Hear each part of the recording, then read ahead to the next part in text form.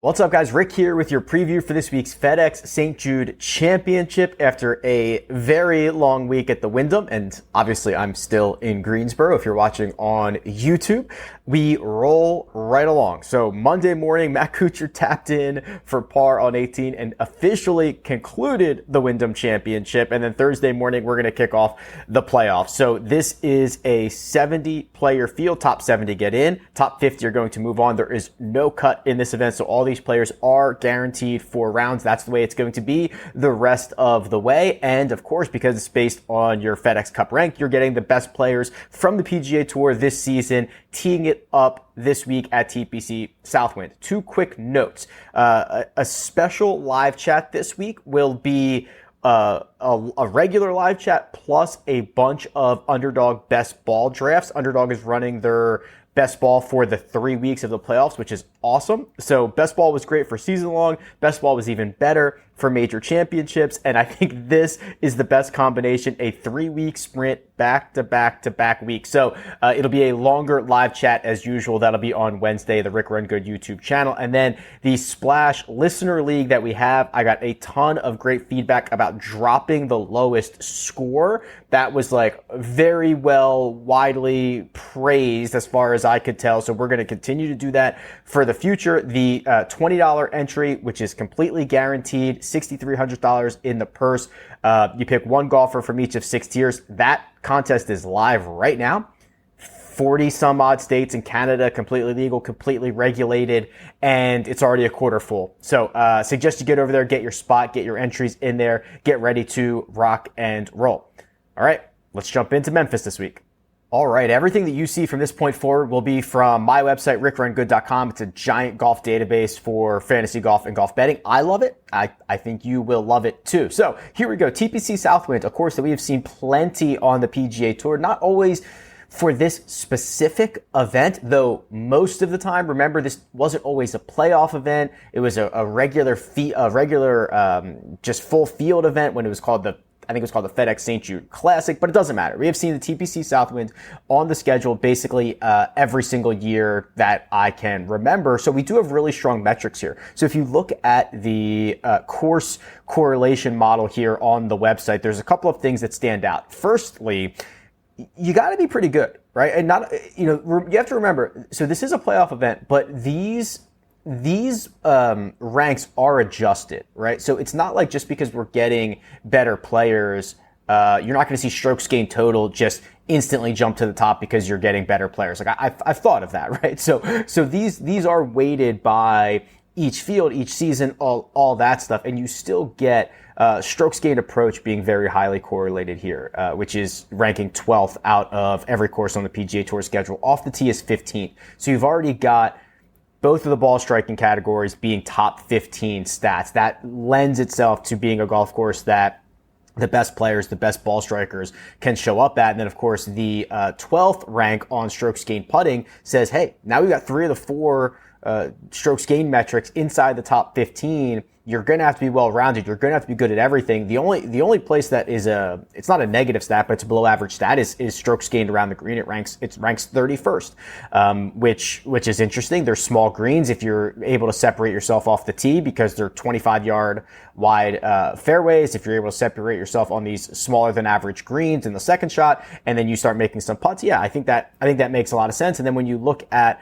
the secondary stats here, the less or the more noisy ones, you're going to see just a little bit of backup, a little bit of additional ammo, approaches from 125 to 150, approaches from 200 and farther, best year-to-date one putt or birdie streak. That is an incredibly useless statistic by itself. When you're putting it together with some of these others, it becomes a little bit more interesting. Left rough proximity, right rough tendency, things about keeping it in play, giving yourself an opportunity to take advantage of these pin locations. And if you look at the last 35 rounds, it is almost always going to be Scottie Scheffler who gets the best adjusted fit on any golf course. He's the best player in the world from tee to green, and he can putt. We'll spend plenty of time talking about him.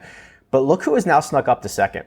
And this is not really a surprise. It's Aaron Rai. He's $8,200. He gets a 1.7 adjusted fit. It's better than anybody not named Scotty Scheffler, and it's right above Rory McIlroy, Xander Schauffele, and Sungjae Im. And that makes sense to me. You might have heard them say on the broadcast what we've known for the last couple of months, that Aaron Rai, outside of the top 3 or 4 players in the world, has one of the best strokes gained numbers on tour this year. We've known that. We've been tracking that. And the way that he's unlocked the putter recently is special. The way that he is already one of the best ball strikers, and we've got 2 ball striking stats that are top 15 in both on the PGA Tour schedule. Yes, Aaron Rai finally snaps off and dethrones Xander Schauffele, Rory McIlroy, Collin Morikawa, Hideki Matsuyama as someone who would be second in the adjusted fit number behind Scotty Scheffler. And if you're looking at the statistical breakdown, especially off the tee here, you're going to see a couple of things. The missed fairway penalty is often more significant than the reward for hitting a long drive.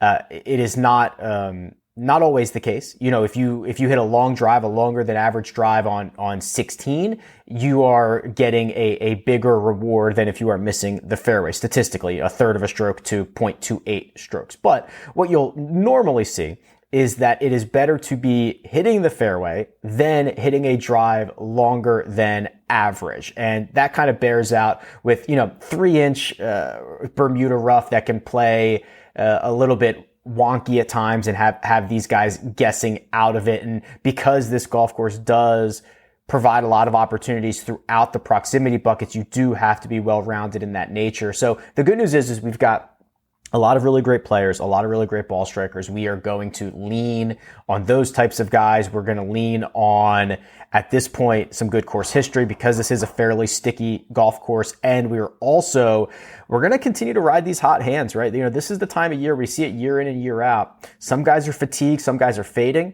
some guys are finding something, and some guys are charging, right? So we are going to try to sift through those golfers. And before I even get into any of that, because the course history is so sticky around here, let's just fire up TPC Southwind history for everybody in this field on the Holy Grail. The best course horses will lower the minimum rounds requirement here to 12. And you'll see that Rory McIlroy, pretty good ball striker in his own right, has the best strokes gained per round metric around here. 1.45 strokes gained per round over 26 rounds. There are only 5 golfers who are averaging a stroke per round or more with at least 12 rounds played. It's Rory, Justin Thomas, Harris English, Hideki Matsuyama, and Collin Morikawa. That's it. You got a couple of guys in the 0.9. That's Billy Horschel, Shane Lowry, Tommy Fleetwood conversation. But yeah, those are your big time course history studs. Let's go over to the cheat sheet here and start looking at this. We've got Scotty Scheffler at $12,400. Xander Schauffele is 11.4. Rory McIlroy is 11.1.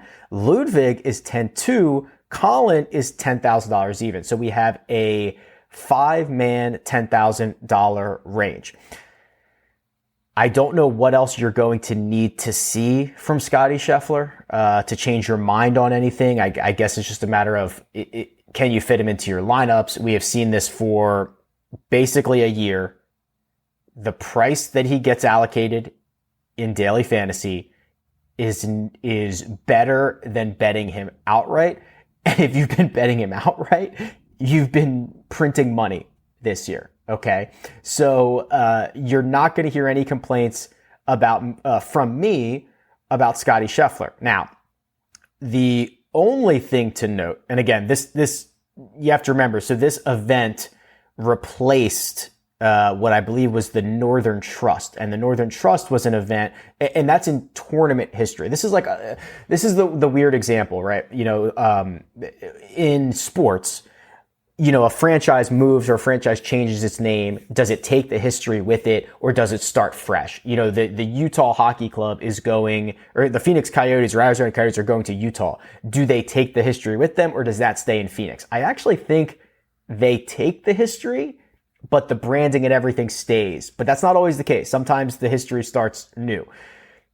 Long story short, you want to make sure that you are looking at course history and not necessarily tournament history. You will get a lot. You'll get a lot either way. But let's look at TPC Southwind course history.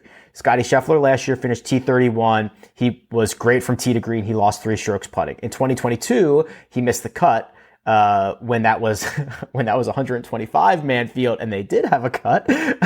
Gained 3 strokes from tee to green there, lost 4 with the putter, and then in 2021, when this was the WGC event, which means it was a no-cut event, Scottie Scheffler finished 14th. He actually does have history going back, even back to 2014. He must have got in this event as an amateur at some point, but he's got another T15. So it's just an absolute mess of history here. But what I can tell you is, as far as the course history goes here, this is pretty good for Scottie. A couple of top 15 finishes. No, it's not like, hey, I've won this, I've won that.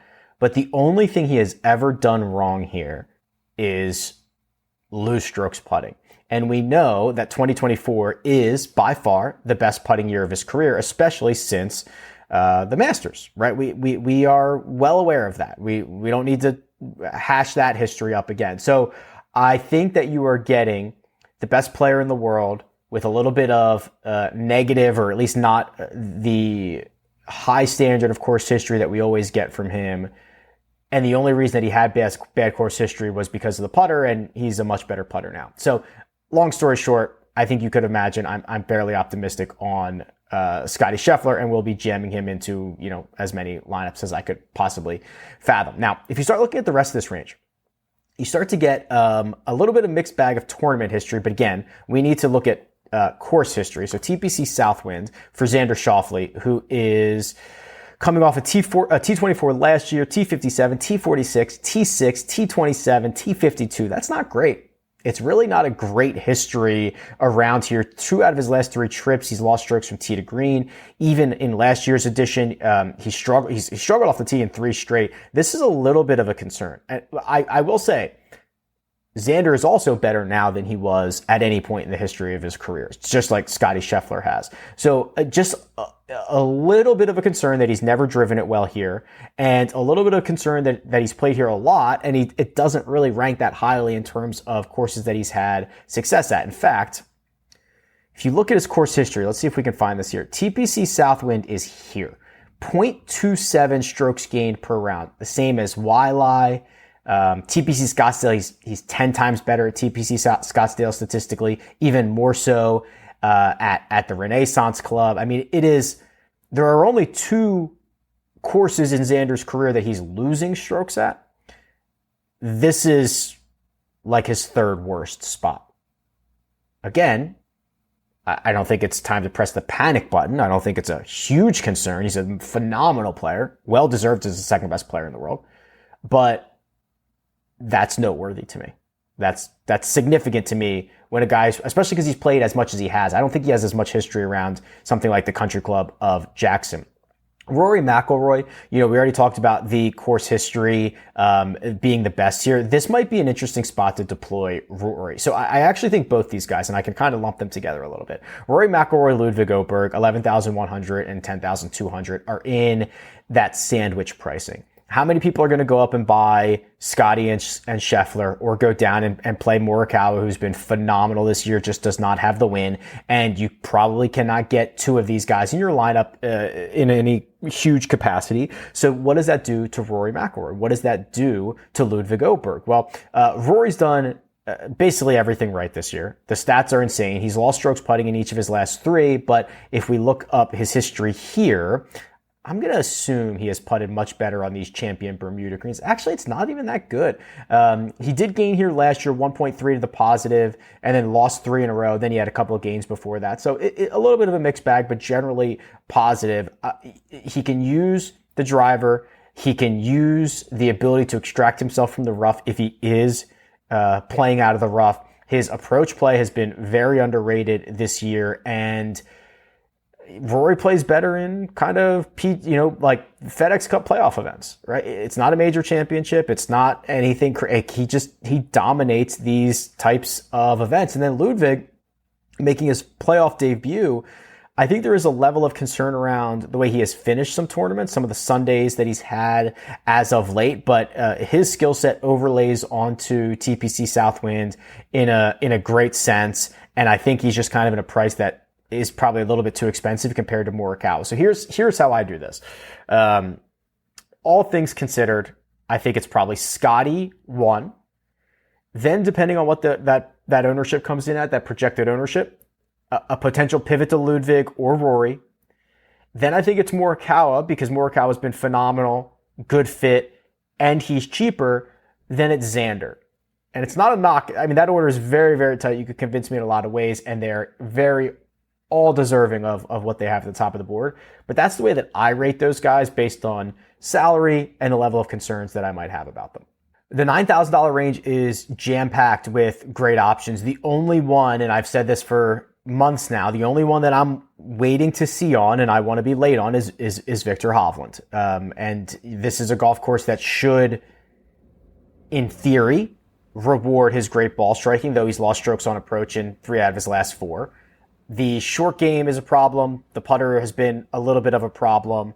I will need to see something positive, but it'll just be a small something. If I can see a small something, I'm happy to get back in.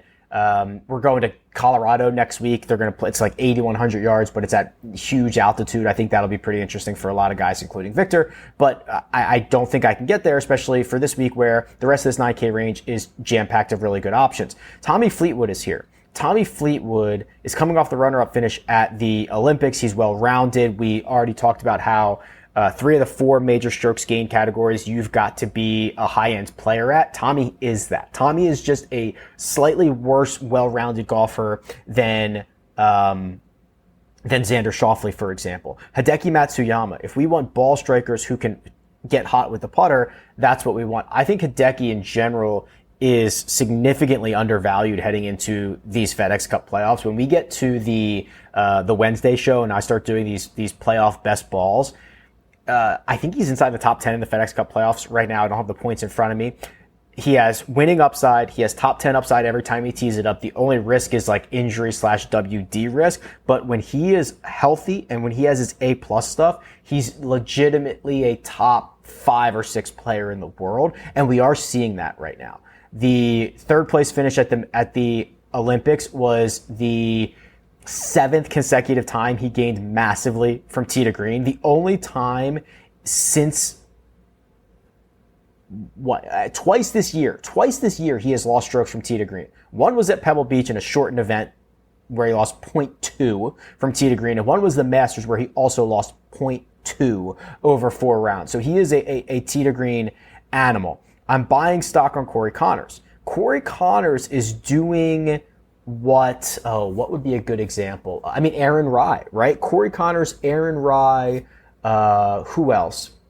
Guys that have this massive baseline of ball striking who are starting to putt better. Okay, Canadian Open, he picks up 7. 3.5 at the U.S. Open, 4 at the Scottish Open, and then 2 positive weeks at the Open and the Olympics. So now in 5 of his last 7, he's gained with the putter. He's probably never done that in his career before. Okay, and this is very similar to the Aaron Rai story. Corey Connors is checking off all those boxes right now. So the 9K range, again, filled with great options. Henley, Corey Connors. I'm waiting to see on Victor. I wouldn't mind a flyer on Cantlay, but I'm probably going to wait because I like some of these other guys better. Could you start your lineup here? Probably not. You're probably passing up way too much in the 10K range. But as much exposure as I can get to this 9K range, even if that means going down and being in on Nick Taylor, Seamus Powell. Like, we'll talk about those guys. But I think it is not the worst thing in the world if you wanted to do that. The 8K range. Yeah. All right. Lots of interesting things happening here. I am the cartoon character who routinely steps on the rake and smacks himself in the head. And I'm referring to Justin Thomas when I say that. The good news is we're almost at the end of the year where I can stop playing this guy. But I've gotten this far. I continue to see the ability to be the elite iron player. I look at his course fit around here, and it's one of the best you can get. Now, he did not play here last year because he did not make the playoffs last year. So having a much better bounce back year. T12 win, T26, T13 in events at TPC Southwind, including an event that he won, a WGC, which was a limited field event, no cut. I'm getting a phone call in the hotel room. Stand by.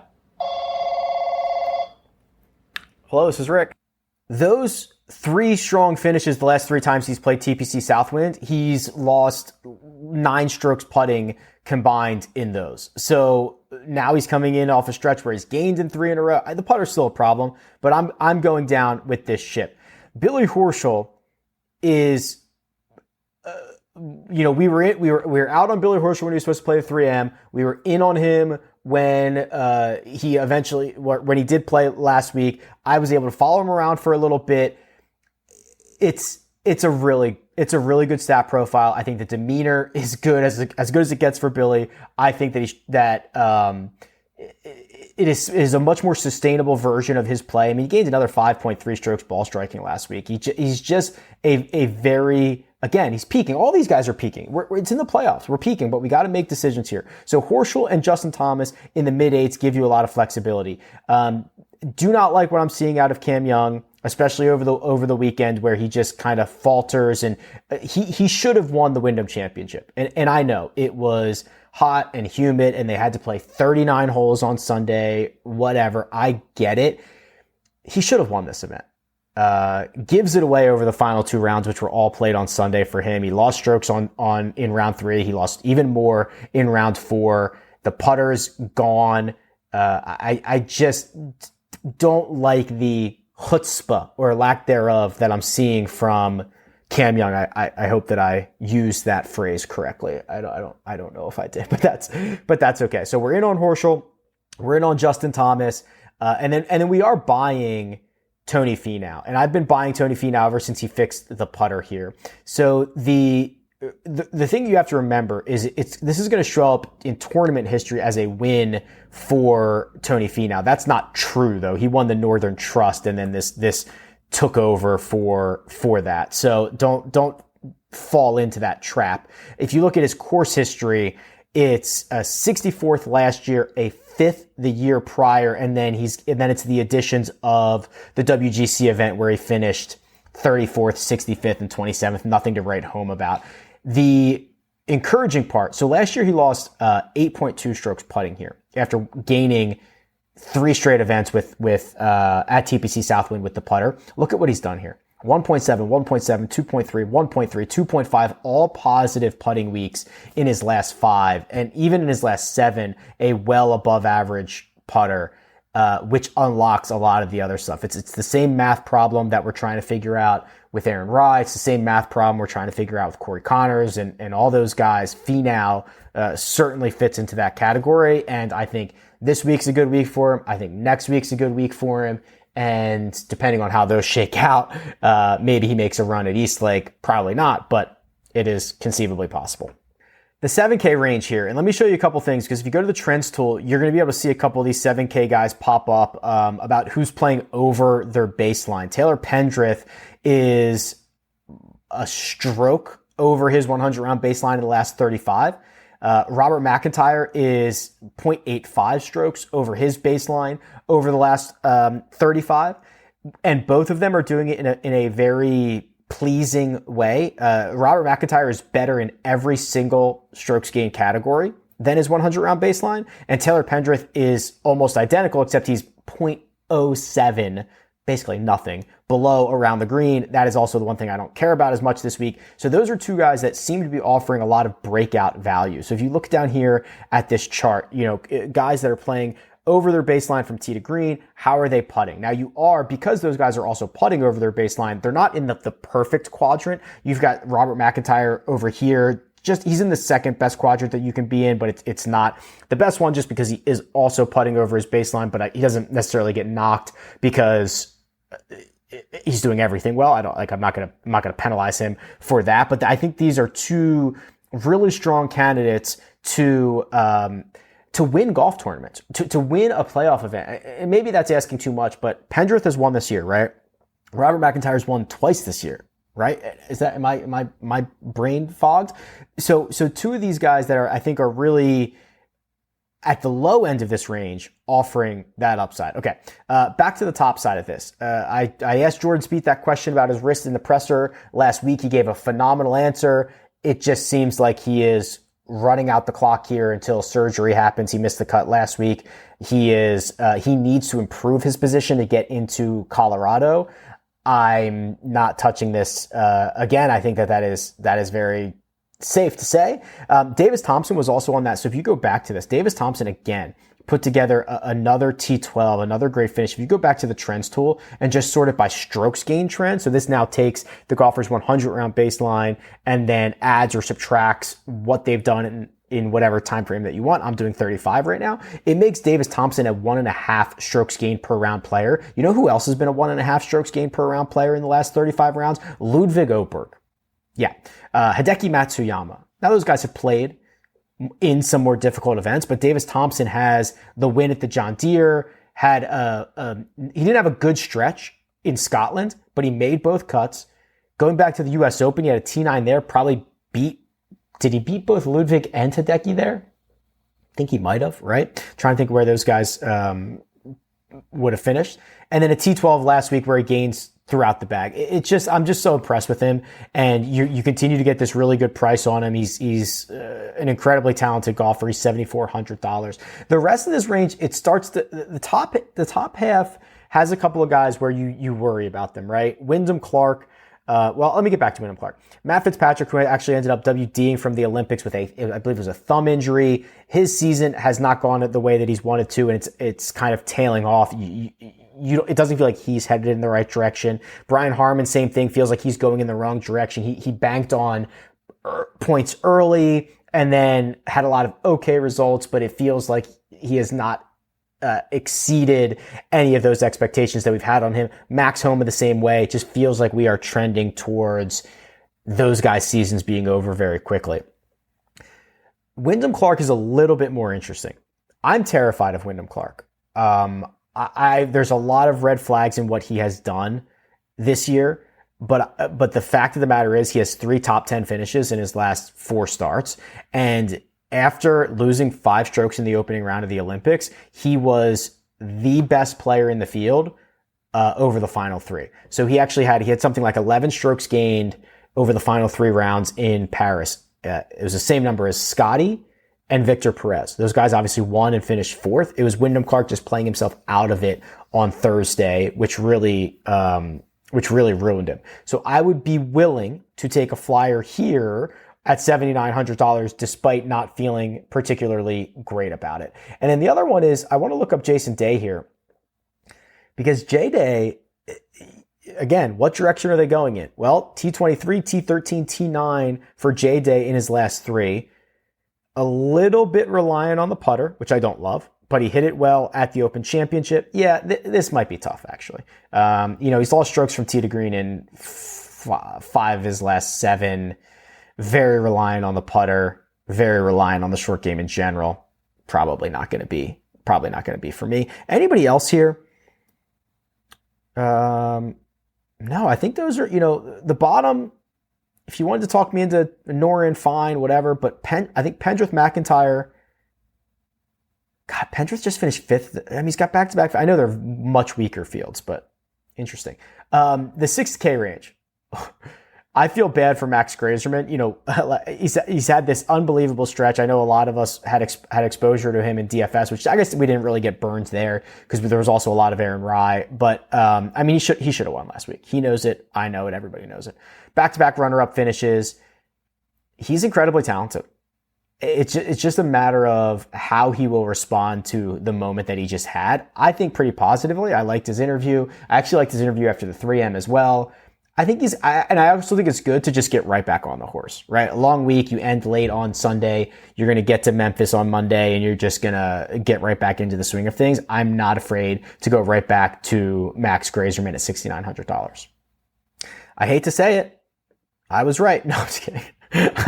I'm not saying that. I think Eric Cole's back, right? We've been tracking this since the Rocket Mortgage, and another week. Did you have any idea Eric Cole finished T7 last week? I kind of didn't. right? I mean, I was following along, has a great Sunday or a great final round on Sunday, finishes T7, and it's another week in which he's gained throughout the bag. He's now done that 3 out of his last 5 starts. I bet you there are guys who have not done it 3 times this year.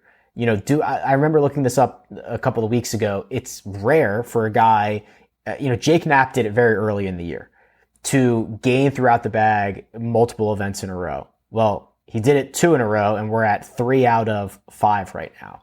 And it looks a lot like the way that he was playing golf as he was racking up the Rookie of the Year stuff. The rest of the 6K range, though, kind of stinks in a sense that, these are some guys that, Peter Malnati's in this field. No knock to Peter Malnati. Nick Taylor's in this field. Nick Taylor won in Phoenix and has done nothing since. And just that accumulation of points that has gone well. The guys that I would consider, Austin Eckroat is volatile, but has so much firepower. You guarantee him 4 rounds, and I think things can get a little bit dangerous. He finished 6th last week. Victor Perez, we know, has been on the great run, not only at the Olympics, but also finished T33 last week. But the guy that I'm probably most interested in is Ben Griffin. He's a green and regulation machine. He doesn't hit a ton of fairways. He's just playing with a lot of confidence right now. And look at the approach play. He's gained strokes on approach every event dating back to the Charles Schwab. He picked up 8 last week, which is not a huge outlier for him. He picked up 7 at the Canadian Open. Usually he's like a 2, 3, 4 kind of player, but he's capable of doing that. And then he's also a very good putter. Needs to kind of keep it in play off the tee. Don't get screwed by driving it all over the yard and play yourself out of it in that sense. I did want to see what his Southwind history was. T24 last year, and that is it.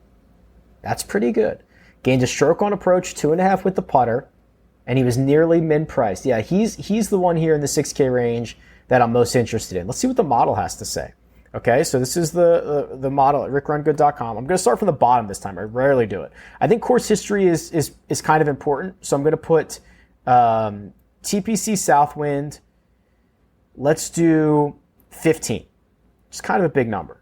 Then what we're going to do is we are going to load up on a couple of strokes gained metrics here. So we're going to do strokes gained off the tee. I want at this point in the year, I want guys that are just hot and playing well. Okay, there's too much variance in form right now. So here's what we're going to do. We're going to put 20 on strokes gained off the tee in the last 24. We're going to put 20 on strokes gained approach in the last 24, and we're going to put 20 on strokes gained putting in the last 24. I've got 25 left. The other thing that I'm going to do is I'm going to do strokes gained distribution here because this is a no-cut event. And normally I would say, okay, give me all the upside, which I still want the upside here. But sometimes in the no-cut events, I like to lower it to how often a golfer gains 3 or more strokes. If you get enough cracks at it, 4 cracks at it, 4 guaranteed rips, I think that goes really well. So this model, wow. Yeah, okay. Colin Morikawa is number 1. Wow. Rory is number 2, Xander 3, Fleetwood 4, Scotty 5. Yeah, Scotty gets hit on the putter in his last 24. Now, he has 1 despite that, but that is where he is getting that knock. Tom Kim is 6, Victor is 7. That is very surprising. Wow. Sung Jae is 8, Adam Scott is 9, and Shane Lowry is 10. Just kind of looking for some value. Benny On, $7,600 is 13th. Grazerman, 21st at $6,900. That's pretty good. Pendrith, 7,100, 23rd. Interesting. I'll save this. 2408. Whoops. What is this called? FedEx St Jude Monday. Okay. Interesting. Well, I'm going to dive more into this. I've got a newsletter to write. You can sign up, rickrungood.com/newsletter. I've got some Kuchar pushback the data feed, so I got some more stuff I want to do. But check you guys out for a long live chat on Wednesday. Hop in the Splash contest right now. I'm going to get on a plane shortly and be back home for the first time. What feels like I've been on the road most of the last 2.5 weeks. So very excited to get back home. and do laundry and sleep in my own bed. And I'll be doing that very shortly. All right, best of luck. I'll talk to you guys soon.